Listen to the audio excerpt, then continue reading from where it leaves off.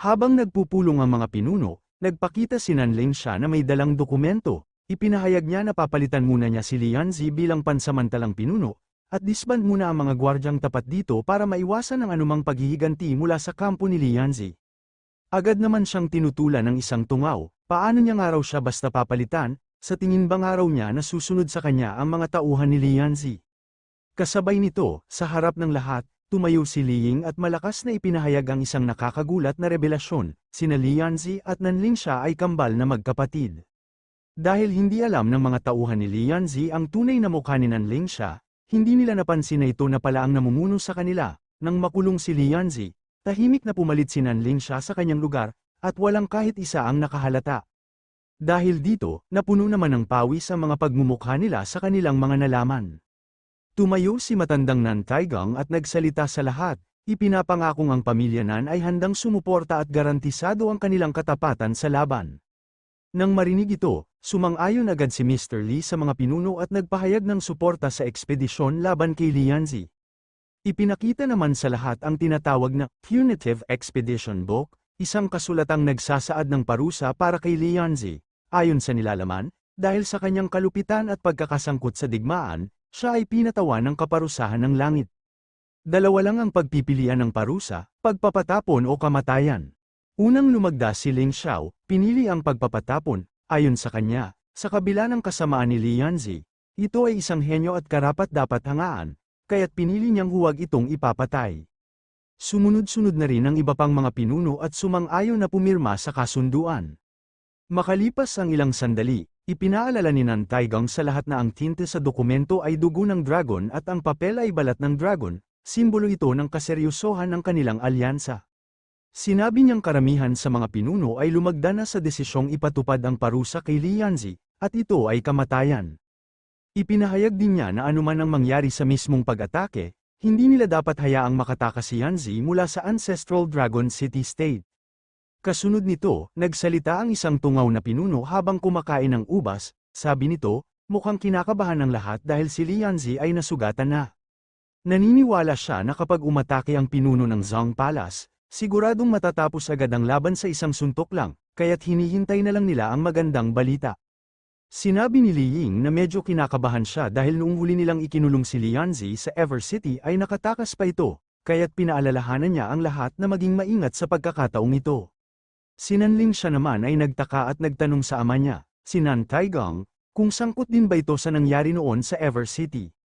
Sinabi ni Kung Tong na ang ama ni Nanling siya ang siyang naglagay kay Lianzi sa kulungan noon, pero wala raw siyang alam sa mga nangyari pagkatapos niyon. Tahimik lang si Li Ying, na halatang nag-isip at hindi agad nakasagot.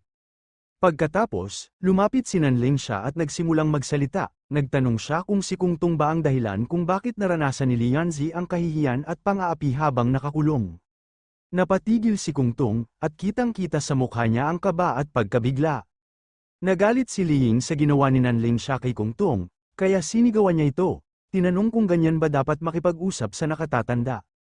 Pero hindi natinag si Nanling siya, sa harap ng lahat, ibinunyag niya ang sabuatan ng Lingxiao City, Zhang Palace, pamilyang Li, at angka ng Nan, para patayin ng isang babaeng higit ang liwanag kaysa sa lahat. Matapang siyang lumapit at sinabing dapat ay magpasalamat ang kanyang ama, dahil hindi siya nasangkot sa insidente sa Ever City hanggang sa dulo. Hindi na napigilan ni Nanling siya ang inis sa kayabangan ng mga hangal. Tumawa siya ng malamig at sabay sabing napakataas ng tingin nila sa sarili, pero ang buhay nila ay manipis lang na parang papel. Sa isang iglap, ginamit niya ang mystic art, nagpakawala siya ng malakas na enerhiya at lumitaw ang isang mahiwagang balumbon na may nakasulat na life or death. Nagumpisang gumalaw ang pulang mga lubid na parang buhay, isa itong makapangyarihang mystic art ng kaparusahan. Habang lumilitaw ang scroll, sinabi ni Nanling siya na sila mismo ang pumirma sa sariling kapahamakan, isinulat nila ang pangalan nila sa aklat ng buhay at kamatayan. Dahil dito, nagsisigawan sa takot at sakit ang mga hangal, ang pulang mga tali mula sa scroll ay hindi nila makalas. Kahit anong pagpupumiglas nilang gawin, may ilan pang nagsumamo na patawarin sila. Umaasang pakakawalan pa sila ni Nanling siya, tahimik lang si Nanling siya, at matatag ang kanyang tingin habang binabanggit na naghihintay siya sa labas ng silid para lang sa mga makaliligtas sa kanyang sining ng kamatayan. Sumigaw din si Li Ying ng galit habang pinipilit kumawala, Halos mabaliw siya sa pagkakakulong ng pulang mga tali, at sa desperasyon ay minura niya si Nanling siya. Sa kabilang banda, si Nan Taigong, na halatang gulat at di makapaniwala sa nakikita, ay bigla na lamang itong napasigaw sa pangalan ni Lianzi kay Nanling siya. Kasunod nito, nagtanong si Li Ying kung bakit nagtaksil si Nanling siya sa kanya.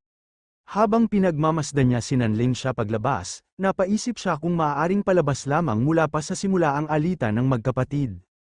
Kasabay nito, bumagsak si Li Ying sa sahig habang duguan, iniisip kung paano nagawa ng magkapatid na babae na lokohin ang lahat sa paligid nila. Hindi raw nagkakasundo ang magkapatid, pero paano nila nalinlang ang mga mahal nila sa buhay, maliban na lang kung matagal na nilang tinago ang tunay nilang nararamdaman. Sa huli, naalala ni Li Ying na si Nanling siya mismo ang humiling sa ama niya na maglunsad ng krusada laban kay Lianzi. Makalipas ang ilang sandali, tapos na ang epekto ng mystic art ni Nanling siya kaya naglaho na rin ang mga pulang tanikala na bumihag kay Li Ying. Isa-isang nagising o lumabas ang mga taong hindi tuluyang napatay, isang lalaki ang paulit-ulit na nagpapasalamat sa hindi siya pinatay, habang umiiyak sa sobrang takot. Samantala, galit na galit ang isang sugatang hangal habang sumisigaw kay Nanling siya na isa siyang masamang babae at isinumpa siyang mamamatay sa napakasamang paraan. Kasama niya si Nan Taigong, duguan at mukhang pagod, ngunit nakatayo pa rin. Dahil sa sinabi ng hangal, agad na nagpintig ang tenga ni Nanling siya sa galit, hindi na siya nagdalawang isip, sa isang iglap, mabilis siyang umatake at tinapos ang lalaki gamit lamang ang isang malakas na hampas ng kanyang paintbrush. At sinabihan niya ito na hindi na nga raw ito makakaligtas sa kamatayan. Dahil sa nakita ni Nan Taigong, lumuhad si Nan Taigong sa harap ni Nanling siya. Buong kababa ang loob niyang inamin na sila, ang matatandang henerasyon, ay naging masama at sagabal sa pagunlad ng Ancestral Dragon City State, tinanggap niyang mali ang kanilang mga naging desisyon at pagkilos. Ipinangako niyang hindi na siya makikialam sa mga bagay ng sekta, at mula ngayon ay mamumuhay na lamang siya bilang isang simpleng matandang lalaking tahimik na magreretiro. Ngunit malamig ang tugon ni Nanling siya, habang hawak ang isang mahiwagang sandata, sinabi niyang ihahanda na niya ang kabaong ni Nan Taigong, para masigurong matahimik nga ang pamumuhay nito sa kabilang buhay.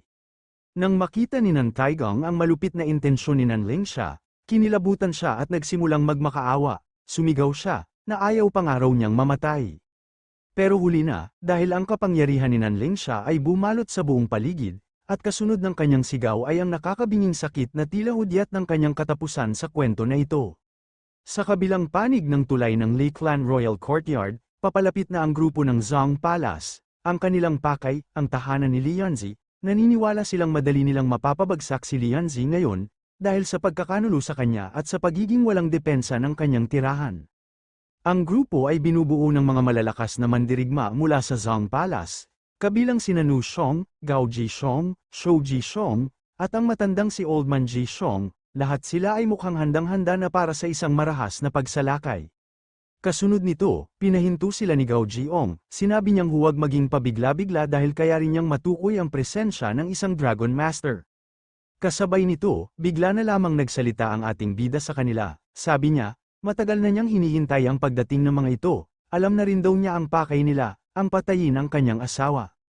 Nakilala agad si Zhu Minlang ng isa sa mga kalaban, tinawag siyang pulubi na nakulong dati kasama ang Crown Princess, akala raw nila ay isa lang siyang hamak, isang ordinaryong mortal, ngunit tila nagkamali sila sa kanilang mga akala. Pinigilan naman sila ng babae sa grupo, at sinabi sa kanilang pinuno na huwag sayangin ang oras kay Zhu Minlang, mas mahalaga raw na harapin agad nila agad si Lianzi. Pagkatapos nito, umalis na ang dalawang lalaki mula sa grupo ni Nu Shong, bago sila tuluyang lumayo, tinuro nila si Zhu Minlang at sinabing ibinibigay na nila ito sa kasamahan nilang may maskara. Sinabi pa nilang tiyak gagantihan ni Maskman si Zhu Minlang dahil sa pagdikit nito sa diyosa niya. Sumagot ang Maskman ng may ngiting puno ng galit, nangakong gagawin niyang impyerno ang buhay ni Zhu Minlang. Ang lalaki na ito ay si Luo Xiao, nagpapanggap lamang ito para hindi siya makilala. Ngunit sa oras ng kanyang paghahanda para umatake, bigla siyang napatigil. Dahil bigla na lamang nawala si Zhu Minlang sa kinatatayuan nito. Sa sobrang bilis at lakas ng presensya ng ating bida na si Zhu Minlang, bigla siyang sumulpot sa harap ng mga kasapi ng Zhang Palace.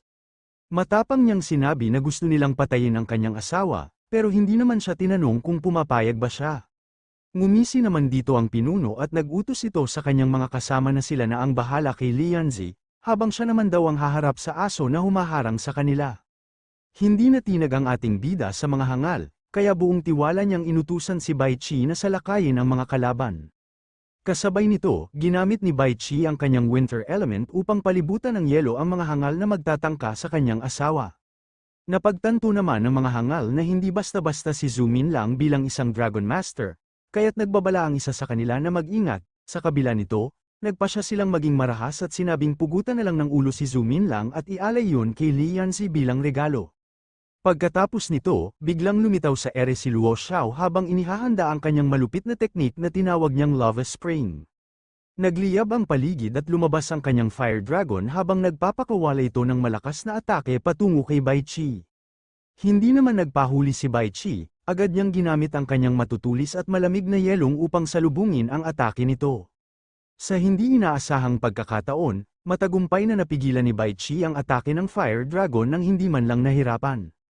Nagulat naman dito si Luo Xiao matapos mapigilan ang kanyang malakas na lava attack.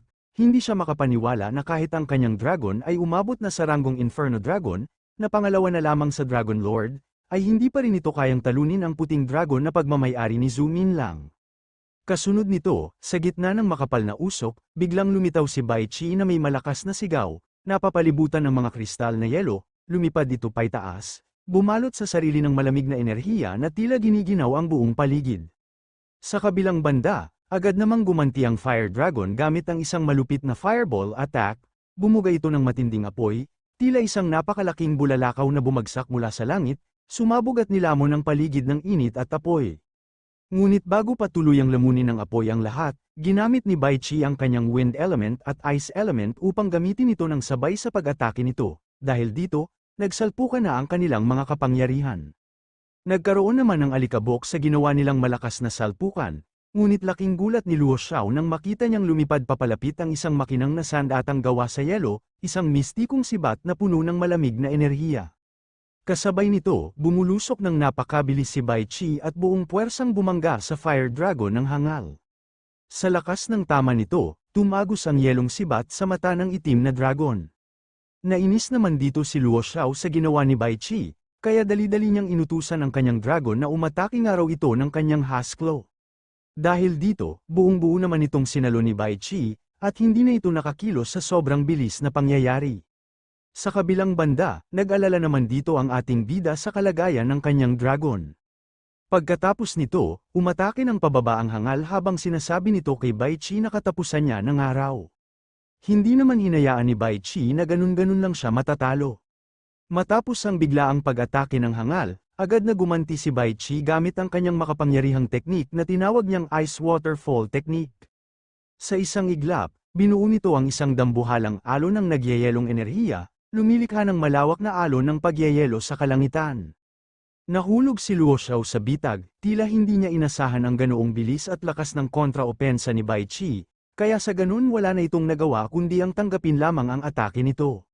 Dahil dito, tuluyan ang naging yelo ang Fire Dragon ng hangal sa atake na ito. Pagkatapos nito, lumipad naman si Bai Qi papunta sa ating bida. Pinuri naman ito ni Zhu Min lang dahil magaling na raw ang ginawa nito.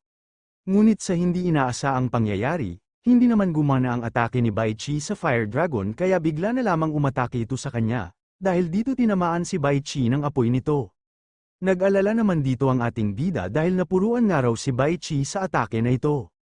Pagkatapos nito, pinalabas naman ng isang hangal ang kanyang Dragon Wheel upang makapasok na ito sa silid ni Yanzi. Nagulat ang ating bida sa kanyang nakita dahil ito nga raw ay isang Dragon Lord rank. Dahil sa kanyang nakita, dali-dali niyang pinatawag si Hia upang pigilan ito sa kanilang nais gawin.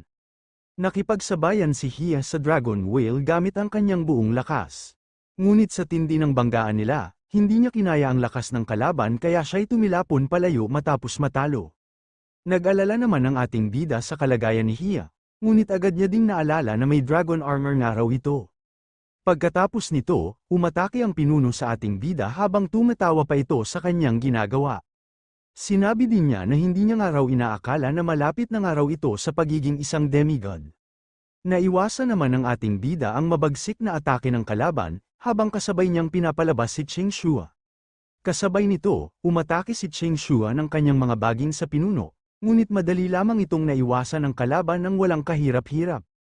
Inutusan ni Zumin lang kay Hia na tanggalin ang kanyang armor dahil tinatamaan ito ng kuryente. Naramdaman ni Hia ang pamamanhid sa kanyang katawan at agad na nagulat sa nangyayari, natuwa din ito dahil nawala nga raw ang sakit ng kanyang nararamdaman. Kasunod nito, biglang lumitaw si Bai Chi sa kanyang amo dahil mabilis lamang itong nakarecover sa ginawa ng Fire Dragon sa kanya. Tuwang-tuwa dito si Zumin lang nang makita na ligtas ang lahat. Ngunit sa hindi inaasaang pagkakataon, bigla na lamang lumitaw ang Fire Dragon ni Luo Xiao ng punong-puno ng galit sa ginawa ni Bai Chi sa kanya. Sinabi niya sa kanyang amo na huwag siyang pakialaman at siya mismo ang papatay sa mga kalaban nila. Sinuportahan ni Luo Xiao ang kanyang Fire Dragon at agad siyang nagsuot ng Dragon Armor bilang paghahanda sa kanilang pag-atake. Mayabang niyang sinabi kay Bai Chi na huwag umasta na parabang siya ang pinakamalakas. Hindi naman ito pinansin ni Bai Chi, sa halip, sinabayan niya ng isang malakas na atungol ang kayabangan ng dalawa, na parabang sinasabi niyang handa siyang makipagsabayan kahit kanino. Pagkatapos nito, umatake ang Fire Dragon ng buong lakas. Pinalibutan ng nag-aapoy na enerhiya ang kanyang katawan, ipinakita niya ang kanyang tunay na kapangyarihan ang Inferno Form sa kanyang kalaban. Bigla naman lumitaw ang sungay ni Bai Chi, senyales na ito na nga raw ang kanyang bagong kapangyarihan. Dahil dito, madali lang nawasak ni Bai Chi ang atake ng Fire Dragon, at kasabay nito, ginamit niya ang kanyang bagong teknik, ang Storm Spirit Feather. Nagpakita ito ng isang malayo na corn na espiritu na may pakpak at tila puno ng kapangyarihan ng hangin at kidlat, sa gitna ng pagpapalabas ng teknik, napalakas pa ito ng husto, tila inamplify ni Bai Chi ang buong enerhiya nito. Nagulat ang ating bida sa lakas ng teknik na yon, hindi niya inaasahan na sa ilalim ng kontrol ni Bai Chi, magiging ganoon kapangyarihan ng Storm Spirit Feather. Pagkatapos nawasak ni Bai Chi ang atake ng Fire Dragon, dali-dali naman itong lumipad sa langit habang nagkakaroon dito ng madaming Storm Spirit Feather. Dahil dito, napuno ng pawis ang pagmumukha ni Luo Xiao sa kanyang nakikita, habang ang kanyang Fire Dragon napapa at tumul na din ito sa takot ng kanyang nakikita. Natakot din ng isang hangal, at napatanong na lamang ito sa kanyang sarili kung bakit nga raw napakalakas ng dragon na ito. Kasabay nito, pinaulan ni Bai Chi ang mga hagupit ng kanyang atake mula sa itaas, parang ulan ng matutulis na yelo na walang tigil, tinamaan ng sunod-sunod na pagsabog ang Fire Dragon, dahilan para ito'y masugitan ng husto at tuluyang maghati-hati ang katawan nito sa maraming piraso. Habang si Luo Xiao ay nakaluhod sa yelo, desperado at sumisigaw, pinipilit pa ring buhayin ang pag-asa, pinapakiusapan niya ang kanyang espiritu na bumangon at ipagpatuloy ang laban, kahit halatang hindi na nito kaya. Ngunit hindi na ito tumugon dahil namatay na ito sa atake ni Bai Chi. Kasabay nito, inalis na ni Luo Xiao ang kanyang maskara upang makilala siya ng ating bida. Ngunit hindi na bigla ang ating bida dahil sinabihan niya ito na nakilala niya ng araw ito kahit may maskara pa ito sa kanyang pagmumukha. Nagulat naman dito si Luo Xiao, kaya sinabihan niya ang kanyang sarili na hindi nga raw siyang pwedeng mamatay dito. Habang pinagmamasdan niya si Yanzi sa kanyang mga dugo. Dahil sa labis na pagkatalo at kahihiyan, buong lakas na sumigaw si Luo Xiao, ipinagmamalaki niya na si Yanzi ay para lamang sa kanya, at walang sino man ang makakakuha sa kanya. Habang sinasabi niya ito, biglang umatake si Cheng Shua mula sa likuran, gamit ang isang malakas na sipa sa ulo ni Luo Xiao, tuluyan itong winasak ang kanyang ulo, sa isang iglap, nagkalat ang dugo at wala nang natira sa kanyang mukha. Habang bumabagsak ang katawan ni Luo Xiao, galit na galit ang ating bida. Pinagmumura niya ito, sinasabing wala itong karapatang angkinin si Yanzi, dahil mula pa noon, sa kanya lamang ito. Sa kabilang banda, nagalit naman dito ang pinuno ng mga hangal dahil sa ginawa ni Bai Chi sa kanya, kaya inutusan niya sa kanyang mga kasamahan na patayin nga raw nila ang ibon na iyon. Kasabay nito, ipinalabas na nila ang kanilang mga kanya-kanyang mga dragon.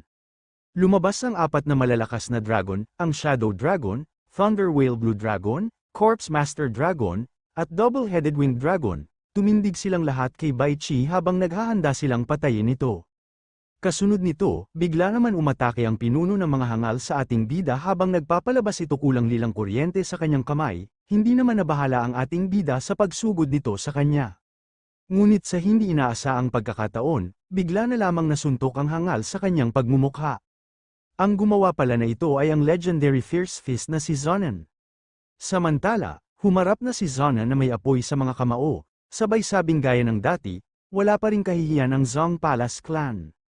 Nagulat ang lahat sa biglaang pagdating ni Fierce Fist Zonan, matagal na raw itong nawala at may balitang pumatay ito ng isang dragon, bagamat di tiyak kung totoo ngayon, ngunit kahit anong totoo, iginiit ng kalaban na dito na siya mamamatay. Muling nagkita sina Zumin Lang at ang matabang lalaki, masaya itong bumati sa ating bida bilang maliit na kapatid. Nagulat si Zumin Lan at agad siyang nakilala, siya pala ang magsasakang ordinaryo na nagpadala kay Li Xiaoyang sa akademya. Buong kumpiyansang sinabi ni Zonan sa ating bida, na may kaalaman nga raw siya sa pagpatay ng dragon, kaya ipinauubaya naman niya kay Zumin Lang ang laban kontra sa batang pinuno ng Zong Palace. Kung nagtataka kayo kung sino si Zonan, balikan niyo ang part 2.